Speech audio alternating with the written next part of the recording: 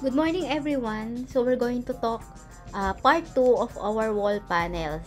So for this vlog, i-discuss natin yung mga treatments na ginawa natin for this wall panel system. So for here, no, yung mga naging butas, naging dugtungan for those panels, we need to put waterproofing kasi magiging problem yan if we're not going to treat it well. So we have a particular product na ginagamit sa waterproofing, and that is our Build Right products. So hindi pare-parehong waterproofing ang ginagamit kada area, kundi different areas, different types of product. So for exterior wall panels, we use Sapal 2-in-1.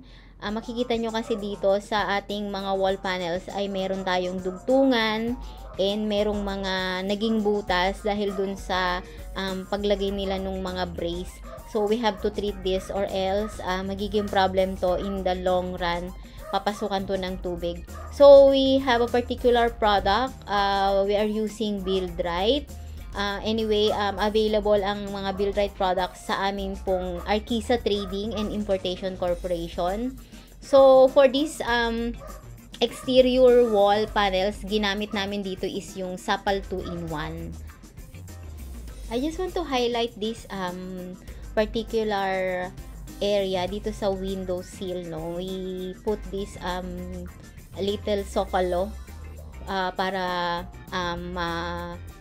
prevent yung water going inside. Kahit kasi maganda yung pagkakalagay ng sealant sa mga window casement natin, nagkakaroon pa rin talaga ng leakage or seepage ng water, lalong-lalo na pag malakas talaga yung ulan at tuloy-tuloy. So hindi natin talaga yun mapiprevent. For the interior, same as the exterior, marami ding yung butas, may mga dugtungan din. So we also put Sapal 2-in-1. Ito yung mga nakikita nyong mga black din na nakalagay dyan sa wall panels natin.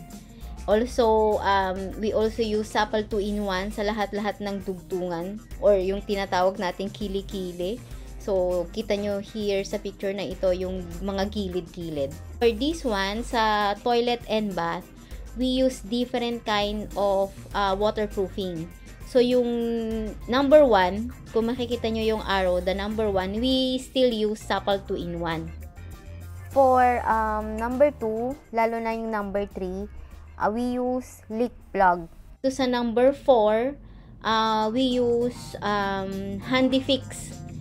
Then, for the whole waterproofing sa toilet and bath, after na nung mga different areas, we cover it with waterproofing na tinatawag nating Flexicrit. So, makikita nyo dyan sa floor, we use Flexicrit.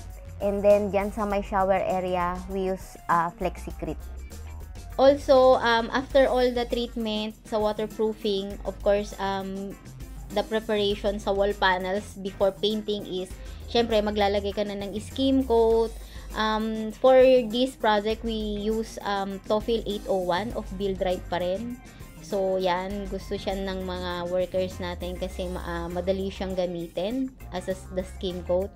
And then, for our primer, sa painting sa wall primer namin, we use TOEFL 803. This is also a primer na waterproof pa rin. So, makikita nyo dito sa wall na ito, wala kang makikitang alon-alon. Though, yung ginamit dito na finish is anay finish, makikita mo pa rin talaga na maganda yung using wall panel kasi yun nga, walang palitada, so walang imperfection na nangyari kasi pag magpapalitada ka ng wall, there are a lot of imperfection kasi hindi na, manual yan so may mga magbubukol, may mas makapal. So for this wall panel, makikita mo na perfect yung kanyang yung kanyang alignment. That's all for today. I hope na enlighten kayo sa mga different types of waterproofing na ginamit namin dito sa ating wall panel system. So there's a lot of waterproofing pa na available sa Build Right products na kinikerry ng aming pong Arquisa Trading and Importation Corporation, you can message us through our Facebook and our Shopee account. Maraming salamat. Please like, share, subscribe, and click the notification bell so we can create more videos for you.